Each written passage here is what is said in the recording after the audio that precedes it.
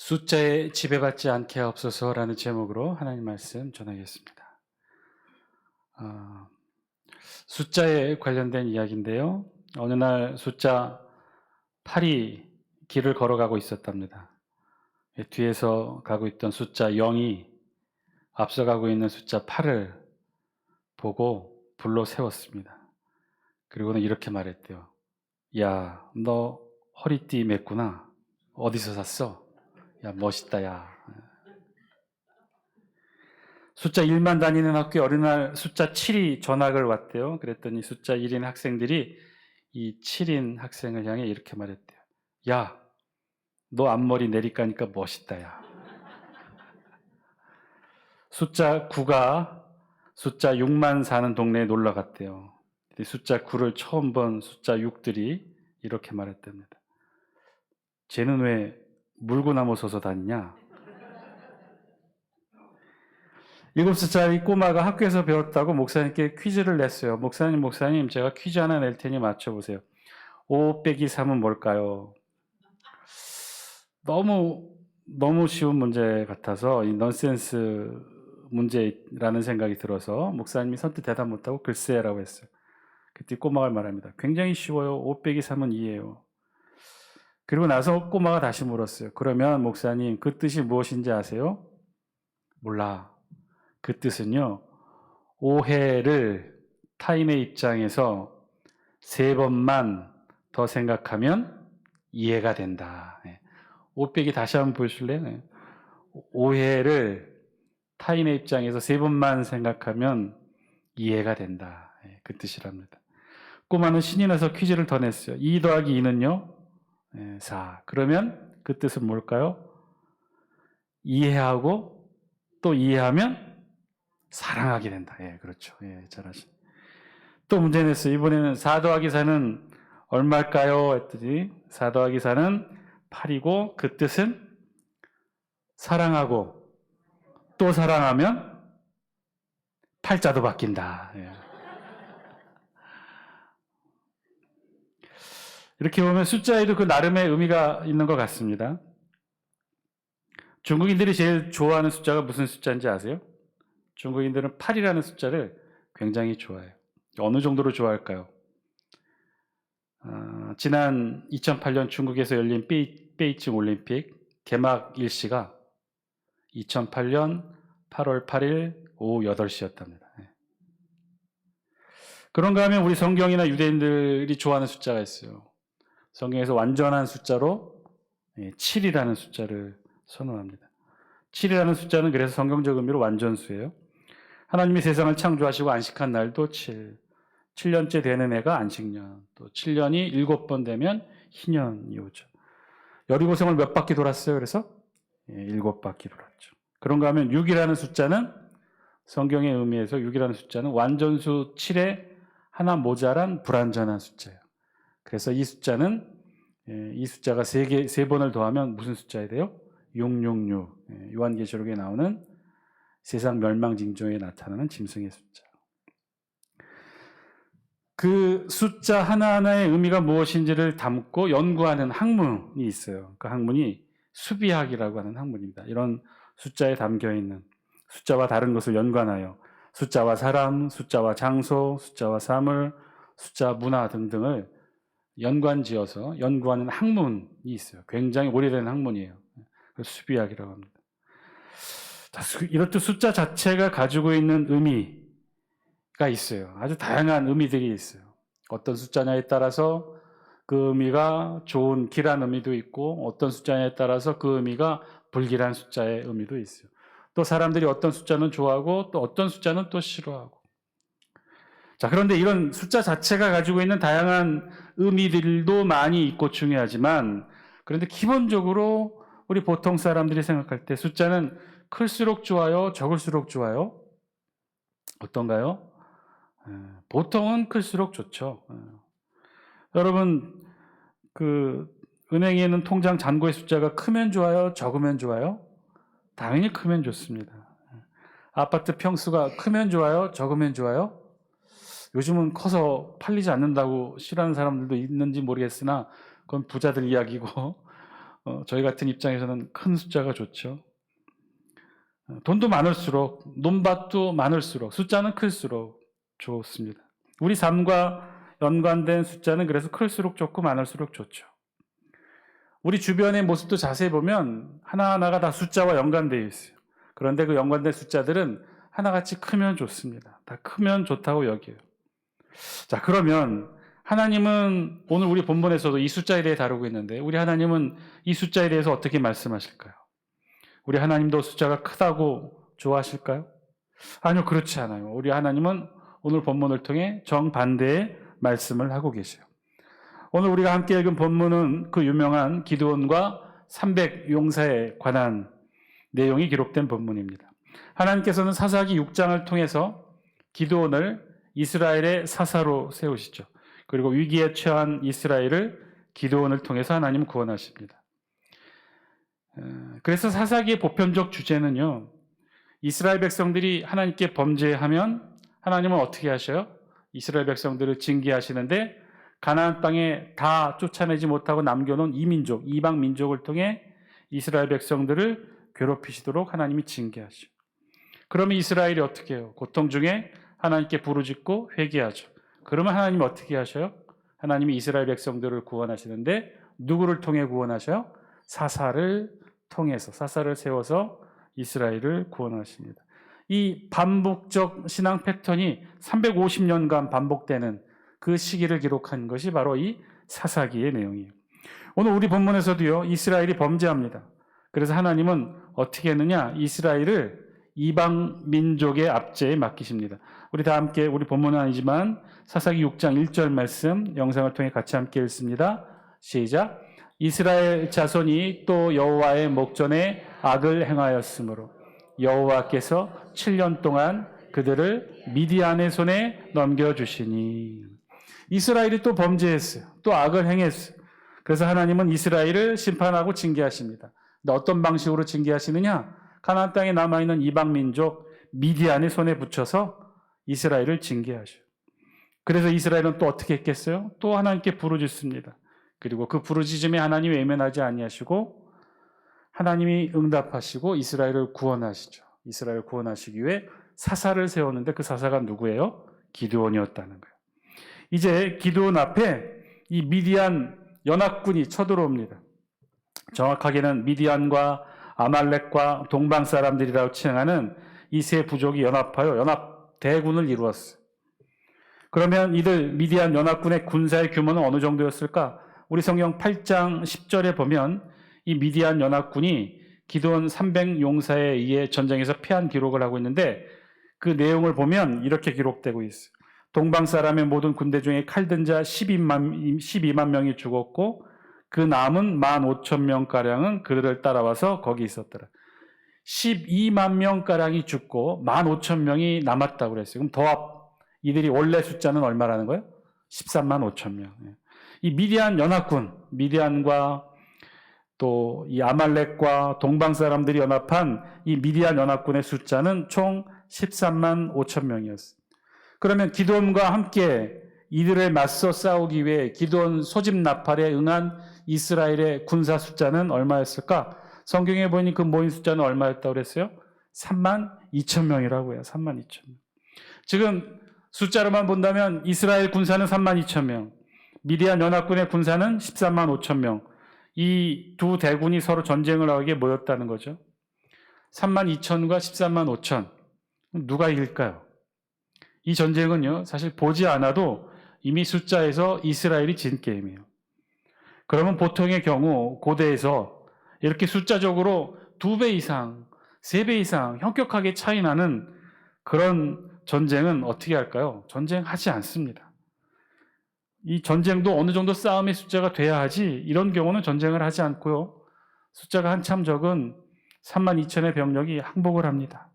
그런데 하나님은 항복하지 않고 기드온에게 전쟁을 준비하라고 말씀하시고는 아주 특별한 준비의 말씀을 명하시죠. 우리 다 함께 2절 말씀 영상을 통해 같이 함께 읽습니다. 시작.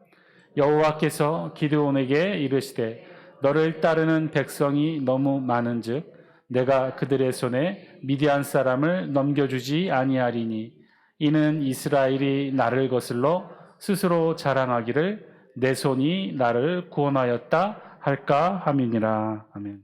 재밌는 말씀이죠. 지금 하나님께서 기드온에게 뭐라고 말씀하시느냐?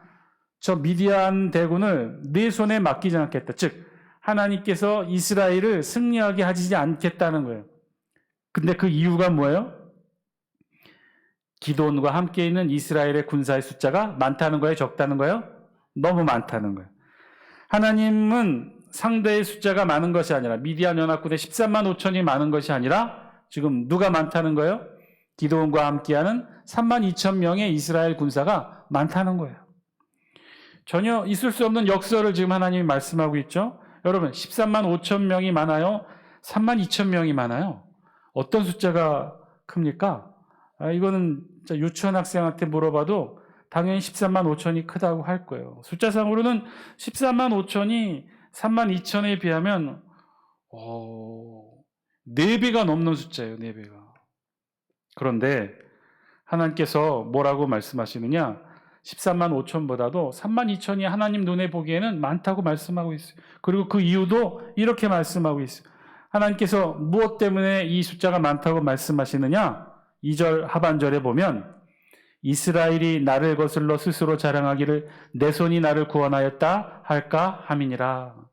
하나님 보시기에 이 말씀을 보면 하나님의 관심사는 지금 오늘 본문에 의하면 이스라엘과 이스라엘을 침략하러 온 미디안 연합군과의 전쟁의 승패는 아무 관심 없어요. 하나님의 관심사는 지금 여기 있는 게 아니에요. 하나님의 고민과 걱정은 여기에 있지 않아요. 오로지 숫자에만 관심하고 있어요. 어떻게 보면 하나님은 이 전쟁의 승패를 고민하지 않으셔요. 왜냐하면 당연히 이스라엘이 이길 것이라고 생각하고 있어요. 왜요? 하나님이 함께 하실 거니까. 하나님은 그 고민은 하고 있지 않아요. 오로지 무슨 고민만 하냐? 숫자에 대한 고민만 하고 계셔요. 그것도 누구의 숫자에 대한 고민이냐? 13만 5천이 많아서 고민하는 것이 아니라 오히려 그를 상대하는 이스라엘의 군사 3만 2천 명이 많다고 걱정하시는 거예요. 그리고 그 숫자를 줄이라고 말씀하셔요. 그리고 구체적인 방법도 두 가지로 말씀하셔요. 첫 번째 방법은 먼저 3절 말씀 같이 한번 읽습니다. 시작. 이제 너는 백성의 귀에 외쳐 이르기를 누구든지 두려워 떠는 자는 길르앗산을 떠나 돌아가라 하라 하시니 이에 돌아간 백성이 2만 2천 명이요 남은 자가 1만 명이었더라. 먼저 하나님이 첫 번째 이 3만 2천이 많으니까 이 숫자를 줄이라고 말씀하시고 줄이는 방법으로 뭐라고 말씀하셨느냐? 기드온더러 백성에게 이렇게 외치라는 거예요. 너희 중에 13만 5천 미디안 연합군을 보고 두려워 떠는 자 돌아가라 라고 선포하라는 거예요. 그랬더니 정말 이 이야기를 듣고 돌아갔다는 거예요. 몇 명이 돌아갔다는 거예요? 3만 2천 중에 2만 2천이 돌아갔어요. 그럼 몇 명 남은 거예요? 1만 명 남은 거예요. 당연히 두려웠겠죠. 13만 5천을 상대하러 모이고 보니까 3만 2천 명밖에 안 되니 보통은 그럴 경우 그냥 항복합니다. 전쟁하지 않아요. 그러니 지금 전쟁할 건데 두려운 자들 돌아가라고 이야기하는 그 말에 2만 2천 명이 돌아갔다는 거예요. 자, 그런데 이제 1만 명이 남았어요. 그런데 그 다음이 문제예요. 또 하나님 또 말씀하시죠. 이 1만 명도 어떻다는 거예요? 많다는 거예요. 13만 5천 대 1만의 대결에서도 하나님 보시기에는 많다는 거예요. 어떤 게 많다는 거예요? 1만 명이 많다는 거예요. 그래서 결국 두 번째 방법으로 이 1만 명의 숫자도 줄입니다. 어떻게 데려가느냐? 어떻게 줄이느냐? 물가로 데려가서 물을 먹는 방법에 따라 사람을 나누라고 말씀하셔요. 우리 5절 말씀 영상을 통해 같이 함께 읽습니다. 시작. 이에 백성을 인도하여 물가에 내려가매 여호와께서 기드온에게 이르시되 누구든지 개가 핥는 것 같이 혀로 물을 핥는 자들을 너는 따로 세우고 또 누구든지 무릎을 꿇고 마시는 자들도 그와 같이 하라 하시더니 개가 핥는 것 같이 혀로 물을 핥는 자들 무릎을 꿇고 마시는 자들 두 종류로 구분하라는 거죠. 개가 핥는 것 같이 혀로 물을 핥는 자들. 근데 이게 표현을 좀 잘 봐야 되는데 여러분 개가 어떻게 물을 먹습니까?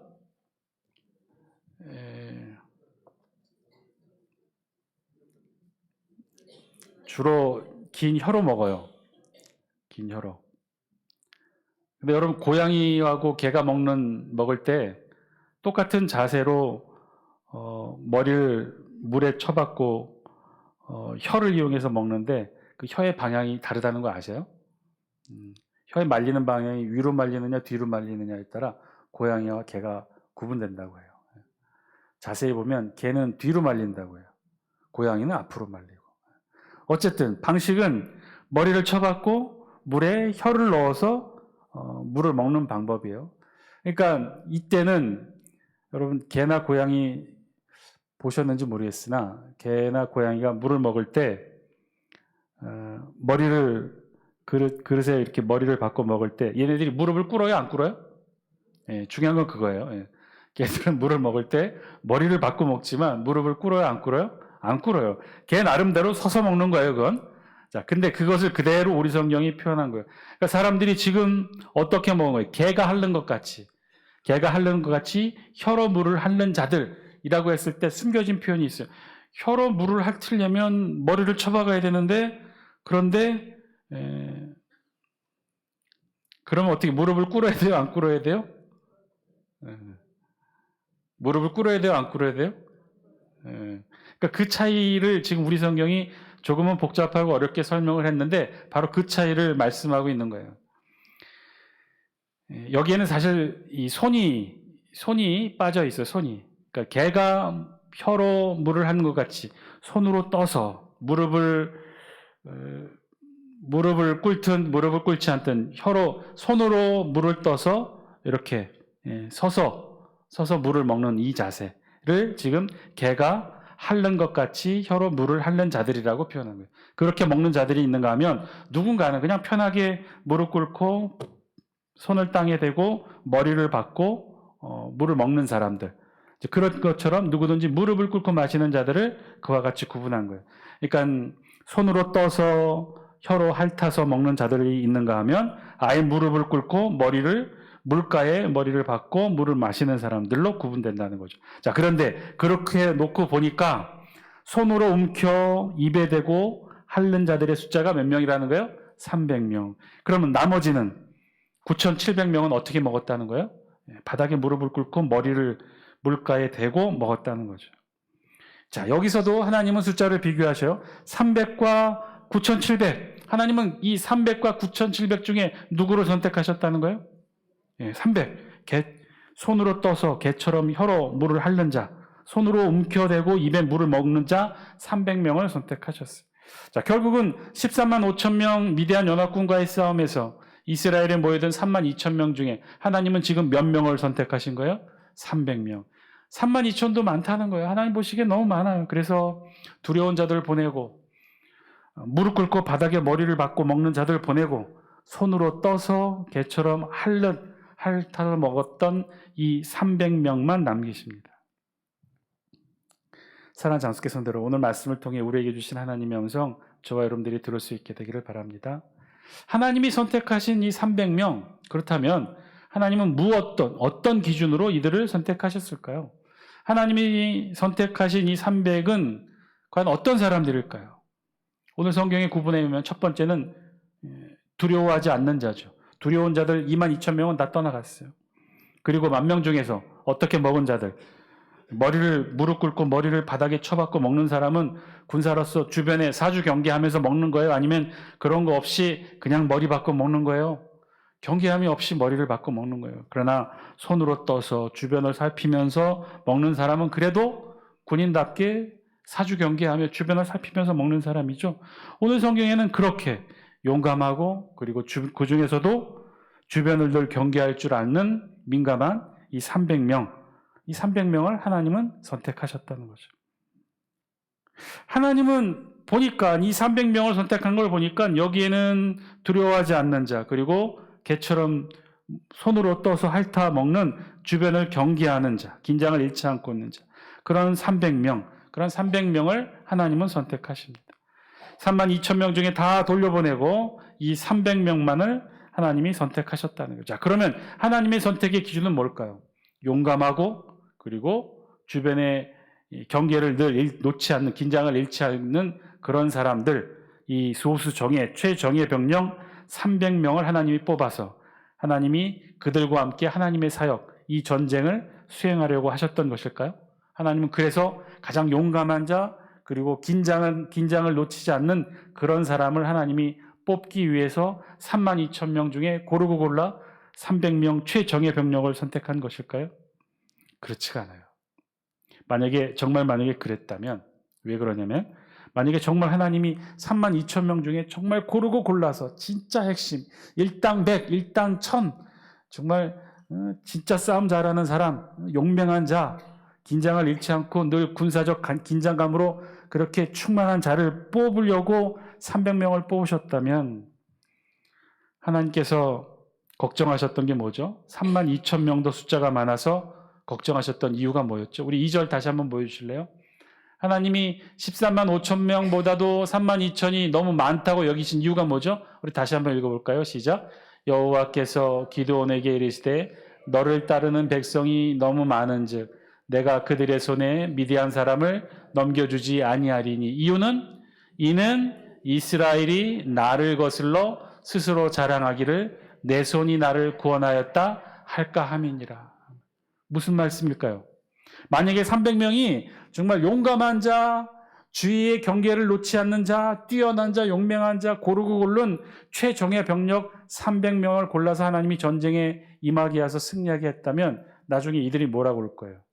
내가 일당 100이니까, 내가 기드온과 함께하는 특공대니까, 내가 용맹해서, 내가 뛰어나서 32,000명 중에 선발된 300용사니까 그래서 우리가 전쟁에 이겼다라고 이들이 생각하지 않을까요? 그럼 하나님의 선택의 기준에 위반되는 거죠. 그렇다면 이 300도 하나님 눈에는 많아 보였을 거예요.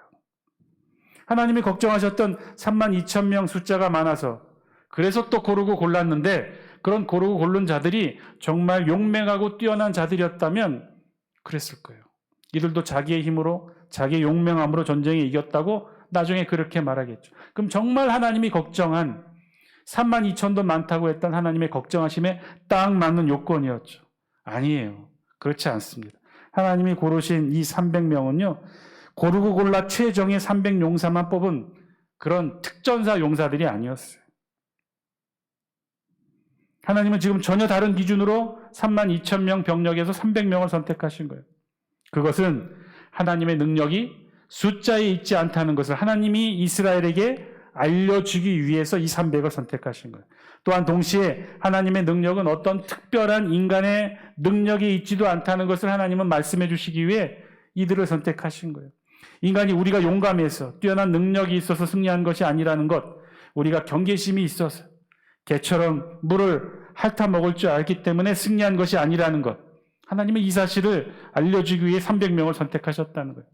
아마도 이스라엘 백성 중에 그래서 무릎을 꿇고 먹은 백성이 만약에 300명이었고 긴장감 잃지 않고 손으로 물을 떠서 물을 먹고 있었던 이 백성이 만약에 9,700명이었다면 하나님은 누굴 선택했을까요? 마찬가지예요. 하나님은 적은 숫자를 선택했을 거예요. 긴장감 아무것도 없이 바닥에 무릎 꿇고 머리 쳐박고 먹었던 이 300명의 숫자를 하나님 선택하셨을지도 몰라요. 아니 처음부터 32,000명 병력 중에서 두려움에 떨고 있는 자를 다 도라고 했을 때 300명만이 도망갔다면 하나님은 도망가는 그들 300을 불러 세워서 그들 300과 함께 이 전쟁에서 승리로 이끄셨을지도 몰라요. 하나님은요 지금 전혀 다른 것을 이스라엘 백성들에게 알려주고 싶으셨던 거예요. 그거는요 하나님에게 있어서 정말 중요하게 여기는 것은 인간의 숫자가 아니라 인간의 능력이 아니라 오직 하나님 그 자체에 있다는 사실을 이스라엘 백성들에게 각인시켜 주고 싶었던 거죠. 그건 뭐예요? 이 세상 모든 일들은 하나님이 하신다. 하나님이 전쟁을 하신다는 거예요. 전쟁은 하나님께 속했다는 거예요. 하나님이 싸우신다는 거예요. 고로 하나님이 우리를 이기게 하신다. 하나님이 우리와 함께하면 우리는 전쟁에서 승리한다. 사랑하는 장숙기 성도 여러분, 오늘 말씀을 통해 우리에게 들려주신 하나님의 음성 저와 여러분들이 들을 수 있게 되기를 바랍니다. 우리도 마찬가지죠. 하나님이 하십니다. 하나님이 싸우시고 하나님이 이기시고 하나님이 승리케 하시는 줄 믿습니다. 사실 모든 것 다 하나님이 하셔요.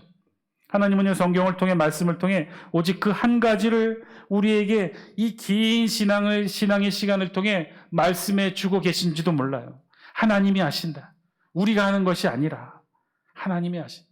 내 경험, 내 능력, 내 판단, 내 지식, 내 능력이 하는 것이 아니라 하나님이 하신다. 사실은요, 하나님의 관심은요, 미디안과의 전쟁에서 어떻게 하면 이스라엘이 승리할까를 하나님 걱정하지 않으셔요. 오늘 본문을 보세요. 하나님이 걱정하는 게 뭐예요? 어떤 전략으로 이스라엘 백성이 싸우게 할까? 어떤 군사적 능력으로 이스라엘 백성들이 미디안 13만 5천 명과 싸워서 이기게 할까? 하나님의 관심은 여기에 있지 않아요. 하나님의 관심은 오로지 숫자에 있었어요. 하나님은 오로지 관심이 여기에 있지 않았어요. 왜냐하면 하나님께서 이스라엘과 함께 하시면 그 전쟁과 전술이 어떻든 어떤 방법을 쓰든 하나님이 전쟁을 승리로 이끄실 거니까. 오히려 하나님의 관심은 다른 데 있었어요. 숫자에 있었어요. 하나님은 오직 이스라엘의 숫자에만 관심해요. 그러니 2절 말씀처럼 지금 기드온과 함께 있는 백성의 숫자가 너무 많다고 말씀하신 거예요. 기드온과 함께한 백성의 수는 3만 2천 명.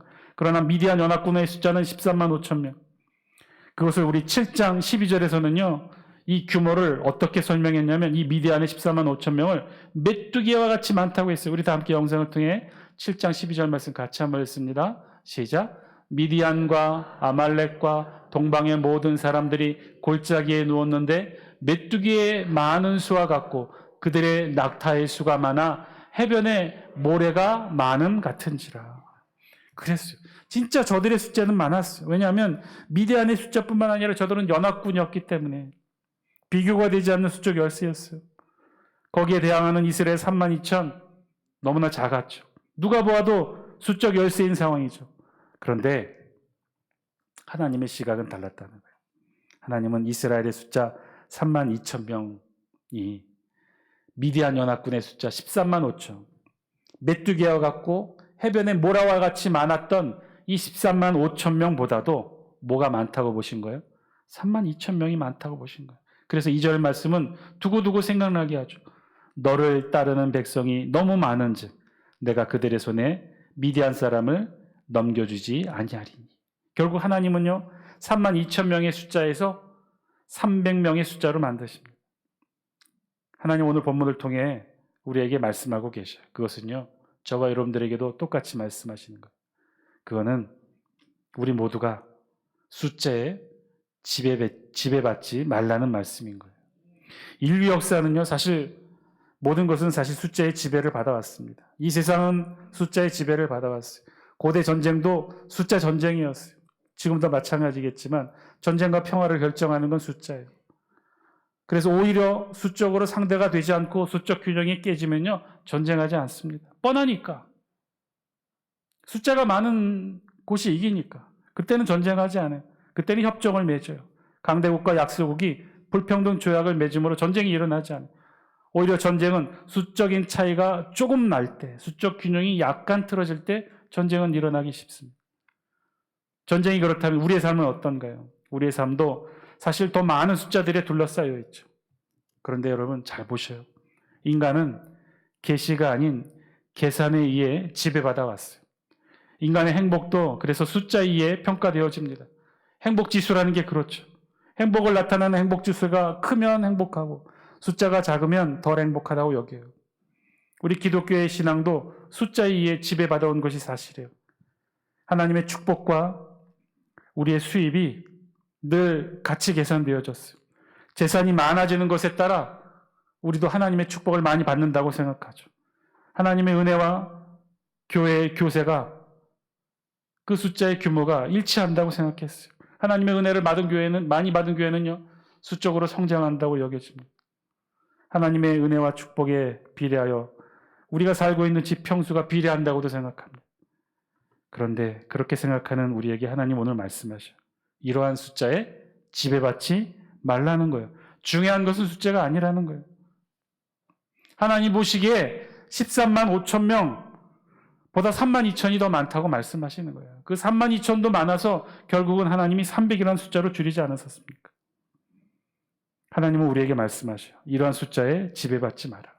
중요한 것은 숫자가 아니라 숫자 속에 감추어진 본질이 중요하다는 거예요.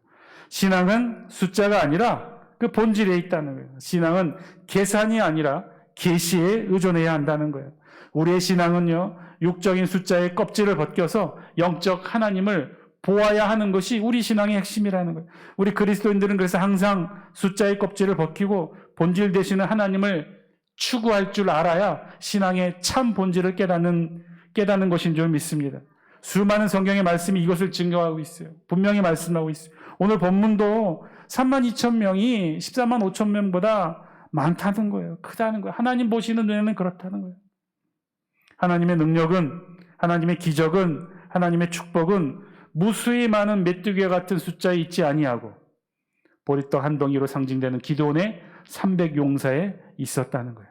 하나님의 축복은 많은 숫자로 상징되는 돈과 부와 명예와 세상의 가치에 있지 않다는 거예요. 신앙의 본질을 추구하는 소박하고 작은 우리의 믿음 위에 있다는 거예요. 어쩌면요, 지금 우리가 살아가고 있는 이 삶 속에서 오늘 수요기도회 5월 1일이지만 오늘 나와서 말씀과 함께 예배의 자리 지키고 있는 저와 여러분들의 마음과 신앙이 하나님 보시기에는 저 이 세상에 수조원 때 하는 재산을 가진 부자보다도 하나님은 분명히 여러분들을 더 크게 보실 줄 믿습니다. 하나님의 눈에는요, 그런 숫자에 지배되지 않는 하나님의 축복의 방식이 있다는 거예요. 14만 5천 명이 큰 게 아니라 3만 2천 명이 큰 거예요. 300명이 더 큰 거예요. 하나님 눈이 보시기에는 그랬다는 거예요. 하나님은 그래서 저와 여러분들에게 말씀하셔요. 숫자에 지배받지 말고 신앙의 본질을 찾아 그 중심을 나아가라고 오늘 저와 여러분들에게 말씀해 주시는 줄 믿습니다. 오늘 우리가 처해 있는 이 신앙의 현실 속에서 하나님이 주시는 말씀 붙들고 매 순간순간마다 하나님께 부르짖고 신앙의 기도의 제목으로 나아가는 저와 여러분 되시기를 주의 이름으로 간절히 축원드립니다. 오늘도 하나님 우리에게 말씀하셔요. 너를 따르는 백성이 너무 많은즉 내가 그들의 손에 미디안 사람을 넘겨주지 아니하리니. 너와 함께한 숫자가 너무 많다는 거예요. 내가 너무 숫자에 의존할까 두렵다는 거예요. 내가 필요한 것은 숫자가 아니라고 말씀하셔요. 그 숫자 뒤에 있는 신앙의 본질. 이 세상은 하나님이 다스리시고 하나님이 역사하시고 하나님이 이루신다는 사실. 돈이 이루는 게 아니에요. 집 평수가 이루는 게 아니에요. 내가 가지고 있는 물질이 이루는 것이 아니라 이 세상을 창조하시고 지금도 다스리시고 섭리하시는 하나님이 모든 일을 이루시는 줄 믿습니다. 여러분 숫자 보지 마시기 바랍니다. 하나님의 축복은 숫자에 있지 않습니다. 하나님의 축복은 숫자 저 너머에 있는 우리 신앙의 중심에 있습니다. 하나님의 축복은 어쩌면 저와 여러분들이 이 시간 이 자리에 함께하 있는 이 자리에 있는 줄 믿습니다. 우리의 신앙의 자리, 말씀과 함께하는 자리, 그리고 오늘 이 말씀 붙들고 기도하는 우리의 기도의 자리에 더 크고 놀라운 하나님의 축복이 함께하시는 줄 믿습니다. 우리 다 함께 이 기도 제목 놓고 함께 기도하겠습니다.